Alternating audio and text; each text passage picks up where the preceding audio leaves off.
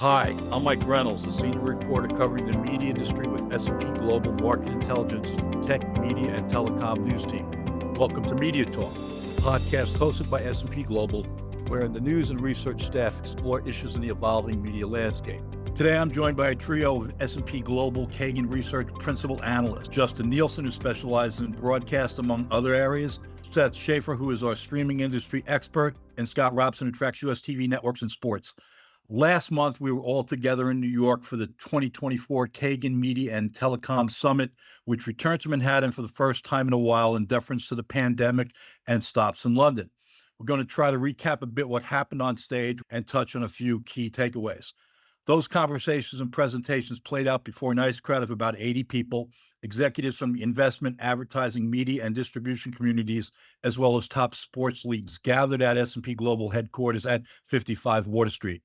Justin, let's start with you. You were the MVP, not only our most valuable, but our most versatile player. You opened the show by catching attendees up on a few data points. Yeah, thanks, Mike. The conversation with Steve Lanzano from the Television Advertising Bureau was the stage setter in terms of looking at the advertising market for TV. This year, it's a big year in terms of political ad spend with the presidential election upcoming, as well as for NBC and Telemundo stations, the Summer Olympics in Paris. So a lot of the focus around the conversation was where advertising is being placed in terms of TV and also in terms of the connected TV market as well, and moving from a linear to streaming world. But it was interesting because this was prior to the news of the switch out of Joe Biden for Kamala Harris on the Democratic ticket, but still looking at a very good year in terms of political advertising, with about $4 billion being spent on TV stations based on our estimates. A lot of that money will have to be spent in the next few months because those campaign coffers have to be basically used up by the political candidate leading up to the election. Yeah, use it or lose Use it it in or this lose case, it for sure. type of situation. And broadcast television has been the primary source for a lot of those dollars, given the fact that it's localized and given the fact that it's still a mass medium when it comes to the local markets with news and sports and the like. So it's going to be a good year in terms of political and sports. The core categories like automotive and others have been fairly sluggish. Yeah, that's true. Seth, you had a pretty diverse group with you. Sadly, those ranks included me as a moderator. But please tell me I did okay, and tell us a little bit about your panel, Seth. You're clutch with the batting practice. Lobbing Thank easy balls in there for us. Thank you. Yeah, so our headline for the panel was Evolution of the U.S. Video Marketplace from Linear to Streaming. And our goal was to sort that out, where we are in that switch in 30, 40 minutes. External panelists were Brian Gordon from the National Women's Soccer League, and then Vincent Latang from Magna Global. I think a common thread for our panel and others as well was, as much as we get excited about streaming, especially with sports, high profile programming from the NFL going to Netflix, NBA, likely going to Amazon, it's still a page to be.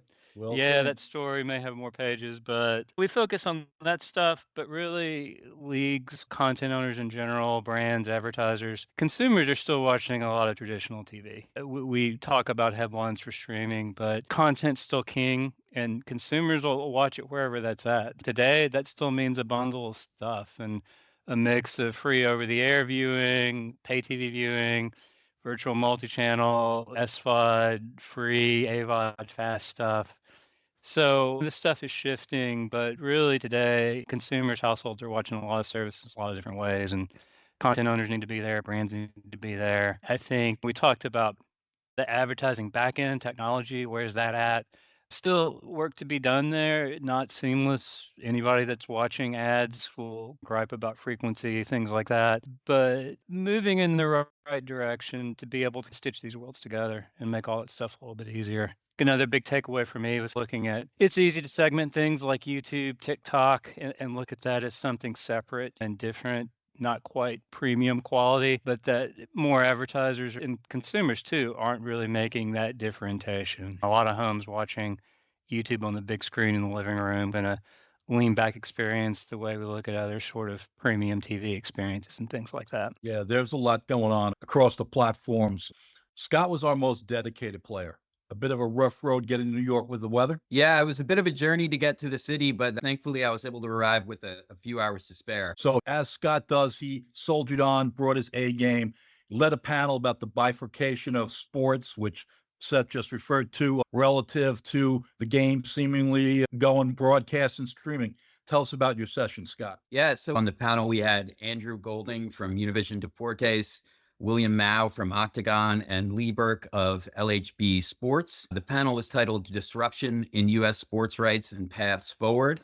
And so kicking things off, we got into the popularity of live sports, and we were fortunate enough to have Andrew Golding tell us about how La Liga MX is the most popular soccer league in the U.S. I hear so much about the Premier League and their deal with Peacock that it was surprising to hear that La Liga was the most watched league.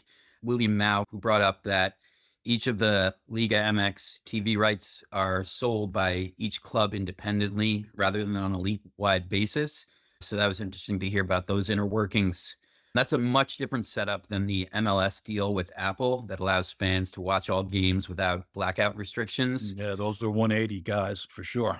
Yeah, that deal that the MLS has with Apple always seemed like a win for me, as fans were granted access to all the matches for a single fee, and the league was able to secure $250 million a year from Apple. However, it was interesting to hear the panelists mention how the deal might be limiting the league's ability to reach new fans. Apple doesn't disclose subscriber figures, but some recent survey data points to only about 10% of US households subscribing to Apple TV. Given that limited reach, you can see how it would be hard for a casual channel surfer to stumble across an MLS game and become a new fan. But speaking on media rights deals, the summit took place during the closing stages of the NBA rights renewal, which seems to be going to Amazon over Warner Brothers Discovery and TNT Sports. I was just mentioning how the MLS deal with streaming partner Apple TV might be limiting the league's reach. Meanwhile, the NBA has decided that partnering with Amazon provides a wider reach than TNT and basic cable. Now, the NBA deal looks like it's going to include media partners across national broadcast TV with NBC, basic cable with ESPN, and then streaming across Peacock and Amazon. So the panelists during the session were pretty much all in agreement that during this time of transformation, it's the best strategy for the NBA to have distribution across all the different platforms. Now, it looks like TNT, TBS, and True TV are going to be locked out of the new NBA deal, but they are going to all be included on the Venue sports streaming service, which is launching this fall. So the panelists weren't very bullish on the potential for Venue to be a game changer. And I think William properly noted that ESPN's direct-to-consumer product launching fall 2025 is the bigger story there, as it has more potential to disrupt the industry than Venue does. I think looking ahead, it seems like there are a lot of folks interested in whether or not the leagues will be able to continue to secure massive media rights deals. The NBA's deal certainly is a big step up from the current deal. We've seen large increases for NASCAR and college sports in recent deals. But what's really going to happen during the next round of negotiations? It looks like some legacy media players like TNT are already starting to push back on the increasing fees. Players like YouTube, Apple, and Amazon are in a better place financially to take on sports rights deals that might serve as a loss leader.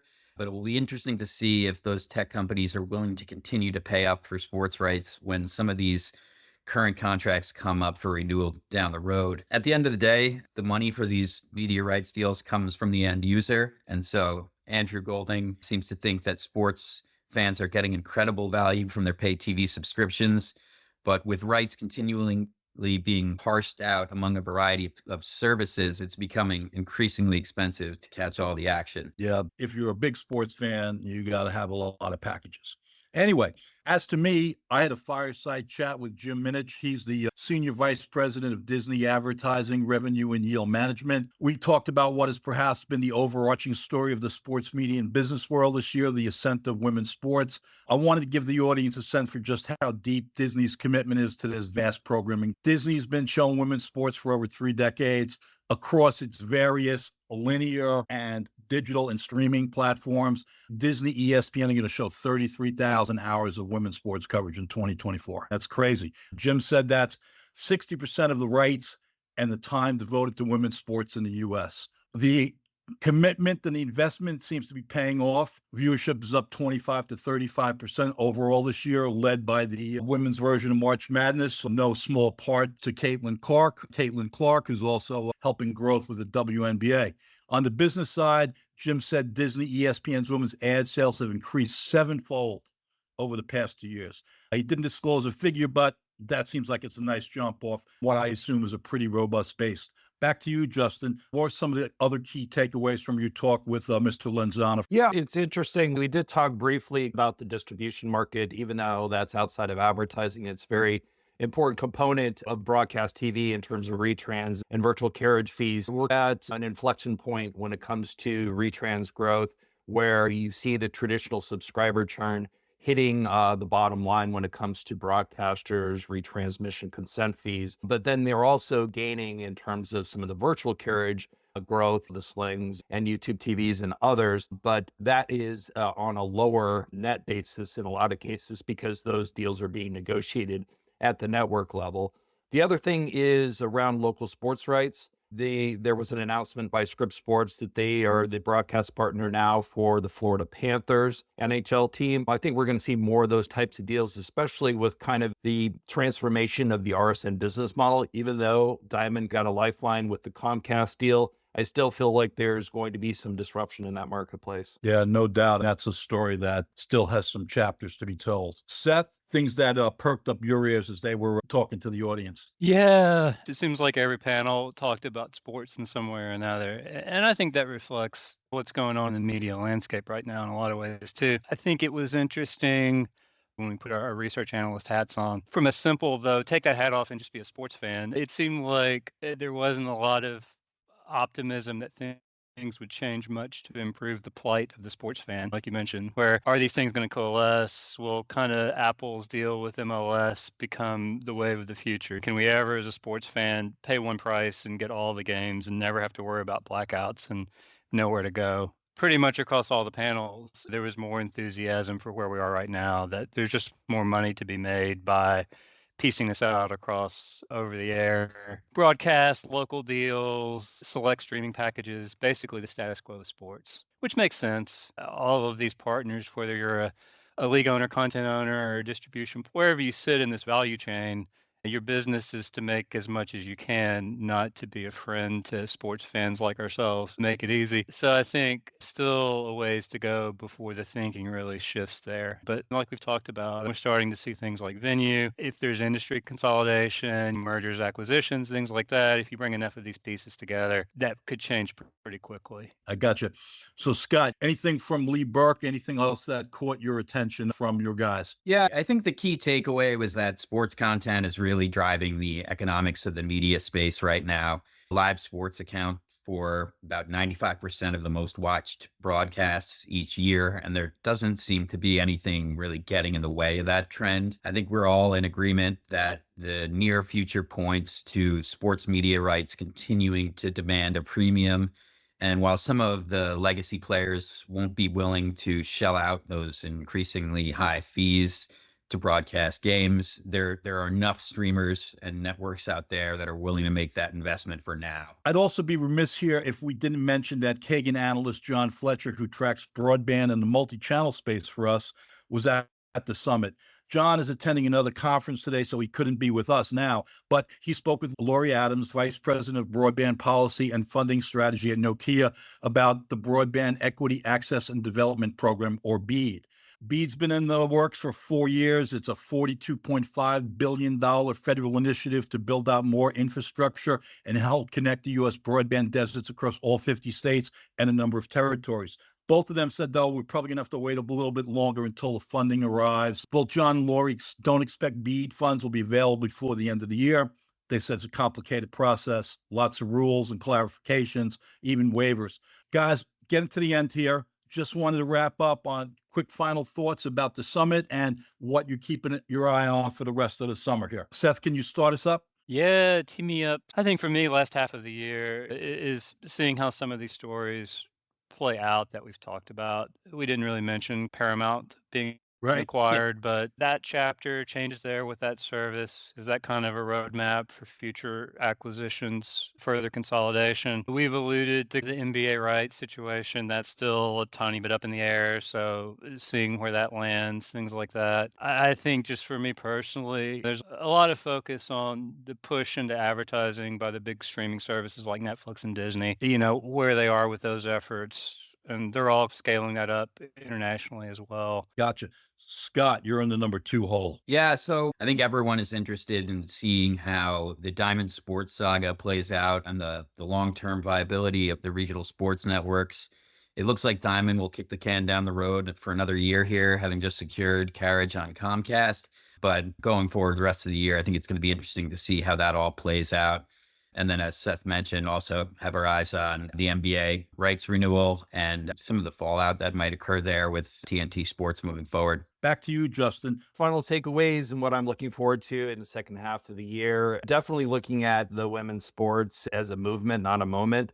Watching the Olympics, it's parodying out 50-50 male and female events, as well as a lot of influence and talk about the women's gymnastics and now the women's rugby team. So I definitely think that there's going to be a continued shift in focus around women's sports in general. And overall, from the advertising kind of environment, political is going to come in the next few months. But I'm really interested to see what happens into the holiday season in terms of, does the core advertising come back? Do retailers start coming back and forth? And then the auto category is really the core segment for broadcasters, and that they push to the end of the year. So there'll definitely be topics that I'll be looking at. That concludes this episode of Media Talk. I just wanted to thank Justin Nielsen, Scott Robson, and Seth Schaefer for sharing their thoughts about the 2024 Kagan Media and Telecom Summit. Thanks, guys. This is Mike Reynolds. Thanks to all of you for listening. We'll catch up soon on the next edition of Media Talk.